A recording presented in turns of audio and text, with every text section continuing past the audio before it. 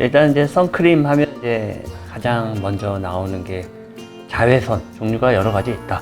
이렇게 알 수가 있겠죠. 네. 우리 서 원장님 자외선 종류 여러 가지 있는데 그중에 좀 얘기 좀 해줘 보세요. 자외선 종류에는 UVA가 있고 UVB가 있는데요. 빛을 차단하는 게 두 가지 방법으로 자외선을 차단하는데, 하나는 물리적으로 피부에 자외선이 들어오지 못하게 하는 자외선 선크림이 있는가 반면에, 그걸 화학적으로 해서 피부 안으로 못 들어오게 하는, 이렇게 쉽게는 두 가지 종류의 자외선 차단제가 있습니다. 두 가지 중에 어떤 거가 더 좋냐고 많이들 말씀하시는데요. 물리적으로 자외선 차단제 같은 경우에는 가장 큰 단점으로는 우리가 발랐을 때 하얗게 백태 현상이라고 하는 게 가장 큰 단점이라고 하고요.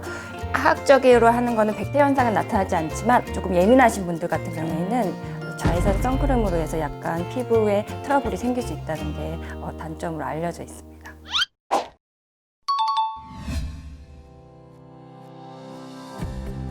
저는 그렇게 생각해요. 완전히 진짜 햇빛이 전혀 안 들어오는 그런 실내에서는 선크림을 바를 필요는 없다라고 생각하는데, 근데 채광이 잘 되는 곳이 있어요.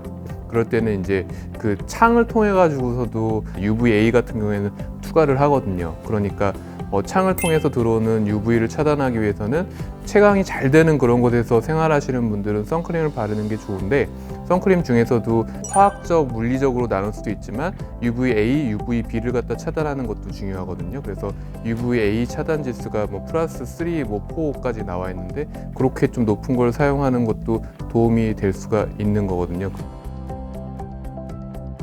여드름 있어도 써도 되죠. 여드름 환자분들도 애들 뜯고 막 짜고 막 그러니까 그것 때문에 색소 침착 더 잘 생기고 그러는데 햇빛 보면 더 심해지거든요. 근데 본인이 느낄 때 이거를 바르면 여드름 나는 것 같다고 느끼는 사람도 많아요, 생각보다. 그래서 여드름이 나는 사람들에서 선크림 교육이 더 힘들거든요. 되게 오일리하고 되게 지성인 그런 여드름 막 나고 하는 남자애들 선크림 바르면 그거 되게 답답해 하거든요. 그래서 아예 그런 친구들을 위해서는 이제 제형을 조금 다양하게 해서 권유를 하는 게 좋아요. 선크림이나 그런 것보다는 로션이나 아니면 겔 타입으로 나와 있는 것들도 있거든요, 제품이. 그건 훨씬 가볍거든요. 그래서 얼굴 더 색소 침착 더 생기고 그러면 안 되잖아. 그러면서 교육을 조금 시켜주면은 여드름이 나는 친구들도 선크림을 잘 바르게 할 수 있긴 합니다.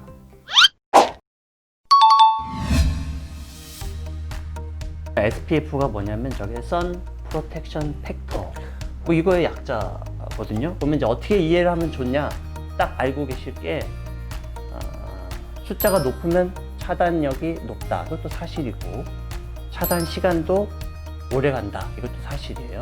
15 하면 예를 들어서 햇볕을 받았단 말이에요, 우리가. 그러면 자외선의 15분의 1 정도만 내가 영향을 받는 거예요. 그럼 30이면 30분의 1만 영향을 받는 거예요. SPF 30은 97%가 우리가 차단이 되는 거거든요. 15는 그만큼의 영향을 받는다, 우리가 생각할 수가 있어요. 그러면 두 개의 차이는 별로 크지 않다. 근데 그거를 거꾸로 생각을 하면 한쪽은 3%의 영향을 받는 거고 한쪽은 약 7%의 영향을 받게끔 돼 있어요. 근데 내가 궁금한 게, 네.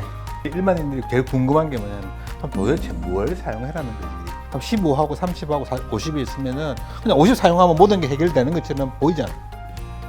근데 15하고 35 왜 있지? 15는 굳이 있을 이유가 없는데 요즘 15 쓰는 사람 난 본 적이 없어.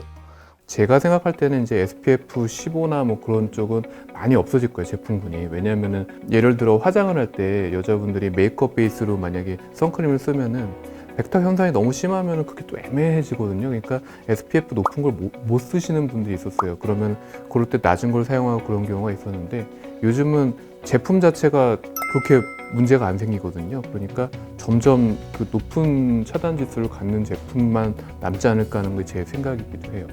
내가 생각해도 그래. 50 써도 별 문제 없으면 50 쓰지. 가격 차이도 얼마 안 나고 그러면은.